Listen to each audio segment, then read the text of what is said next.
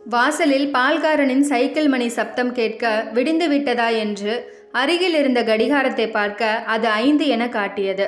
அருகில் ரேணுவின் படுக்கை காலியாக இருந்தது. எழுந்துவிட்டால் போலிருக்கிறது. பாவம், ராத்திரியெல்லாம் தூங்காமல் மனவேதனையுடன் புலம்பிக் கொண்டிருந்தாள்.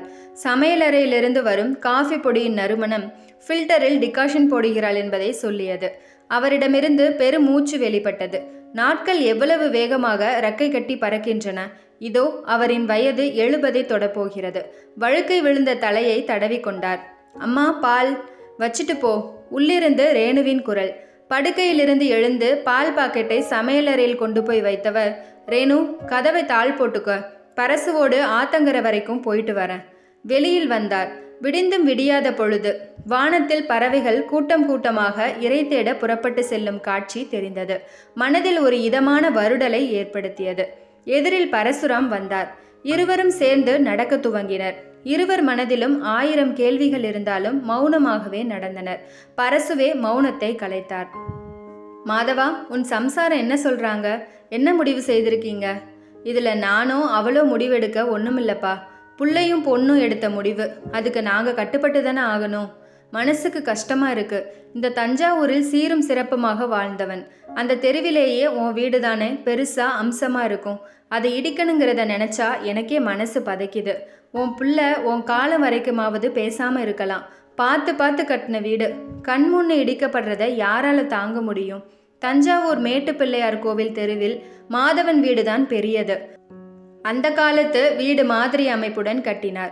2 புறமும் விசாலமான அறைகள், நடுவில் முற்றம், பின்புறம் பெரிய தாழ்வாரம். அதை அடுத்து 2 படி இறங்கி இறக்கத்தில் அடுப்படி. வாசலுக்கும் பின்கட்டுக்கும் நடந்தாலே போதும். அவ்வளவு பெரிய வீடு. மாதவா, நீ தலையெடுத்து எப்படியும் வீடு கட்டுவேங்கிற நம்பிக்கையில் வாங்கி போட்ட இடம்பா. எங்க மனசு போலவே நல்ல விதமா கட்டிட்ட என்று மாதவனின் தந்தை மனம் நிறைந்து சொன்னார். அந்த பெரிய வீட்டிற்கு ஈடு கட்டுவது போல மாதவனின் அம்மா, அப்பா, ரேணுவின் ஆதரவில்லாத பாட்டி, மகன், மகள் என கூட்டு குடும்பமாக அந்த வீட்டில் சந்தோஷம் ததும்ப வாழ்ந்த நாட்கள் நினைவுக்கு வந்தன. ரேணுவிற்கு நல்ல குணம். மாமனார் மாமியாரிடம் மரியாதை கலந்த அன்புடன் பழகினாள். ஒண்டு குடித்தனம் வீட்டில் பிறந்து வளர்ந்தவளுக்கு கணவன் கட்டிய வீடு கோவிலாக காட்சியளித்தது. எல்லா வேலைகளையும் இழுத்து போட்டு செய்யும் மனைவியை பார்த்து, ரேணு, உன்னை மனைவியை அடைய நான் ரொம்ப கொடுத்து வச்சிருக்கேன். உன்னால் எப்படி யார் மேலேயும் கோபப்படாமல் அனுசரணையாக நடக்க முடியுது? புன்னகை மாறாமல் கணவனை பார்த்து, இது என் வீடுங்க, என் குடும்பம். அன்பை கொடுத்து அன்பை வாங்குறேன். அத்தையும் மாமாவும் என் மேலே அளவு கடந்த பிரியம் வச்சிருக்காங்க. வயசானவங்களை அருகில் வச்சு பராமரிக்கும் பாக்கியம் நமக்கு கிடைச்சிருக்கு. குடும்பத்தை கோவிலாக போற்றி வாழ்ந்தவள் ரேணு. பிள்ளைகள் வளர பெரியவர்கள் ஒவ்வொருவராக உலகை விட்டு செல்ல மகளுக்கு சிங்கப்பூர் வரன் அமைய நல்ல விதமாக திருமணம் முடித்தனர். மகனும் மேற்படிப்புக்கு அமெரிக்கா செல்ல சந்தோஷமாக வழி அனுப்பி வைத்தனர். காலங்கள் ஓட அவனும் திருமணமாகி அமெரிக்காவில் செட்டில் ஆகிவிட்டான். இப்போது மாதவனும் ரேணுவும் மட்டுமே அந்த வீட்டில் இருக்கின்றனர். என்னங்க, நான் சுற்றி சுற்றி ஓடி வந்த வீடு. இப்போ வீட்டுக்குள்ளே நடக்கவே கால் வலிக்குதுங்க. வயசாயிடுச்சு. இருந்தாலும் இந்த வீட்டை உயிரற்றதாக நான் நினைக்கல. என் சந்தோஷத்தில் பங்கு கொண்ட வீடு. இந்த வீட்டில் தான் என் உசுறு பிரியணும். தயவு செய்து உடம்பு முடியாமல் போனாலும் ஆஸ்பத்திரிக்கு கூட்டிட்டு போயிடாதீங்க. அந்த அளவுக்கு வீட்டை ஆழமாக நேசித்தாள் ரேணு. அப்பா, நானும் வித்யாவும் கலந்து பேசி யோசித்து தான் இந்த முடிவுக்கு வந்திருக்கோம். உங்களுக்கும் அம்மாவுக்கும் அவ்வளோ பெரிய வீடு தேவையில்லைப்பா. என் ஃப்ரெண்டு கன்ஸ்ட்ரக்ஷன் இன்ஜினியராக இருப்பவன் நம்ம வீட்டை விலைக்கு எடுத்துக்கிறதாக சொல்கிறான். வீட்டை இடித்து அதில் அப்பார்ட்மெண்ட் கட்டி அதில் நமக்கு ஒரு வீடு தருவதாக சொல்கிறான். நாம் எதிர்பார்க்குறத விட நல்ல தொகையும் கொடுக்கறதாக சொல்கிறான். நீங்களும் அம்மாவும் கொஞ்ச நாள் வீட்டை காலி செய்துட்டு வாடகை வீட்டில் இருங்க. எப்படியும் கட்டிட வேலை 1 வருஷத்தில் முடிஞ்சிடும். பின் நமக்கு கொடுக்குற வீட்டில் வந்து இருக்கலாம். பணத்தை பிள்ளைங்க பேரில் டெபாசிட் பண்ணலாம். யாருக்கும் பிரயோஜனம் இல்லாமல் அவ்வளோ பெரிய வீடு எதுக்குப்பா? என்னப்பா சொல்கிறீங்க? அம்மாவை கலந்துக்கிட்டு 1 வாரத்தில் பேசுகிறேன்ப்பா. என்ன மாதவா யோசிக்கிற?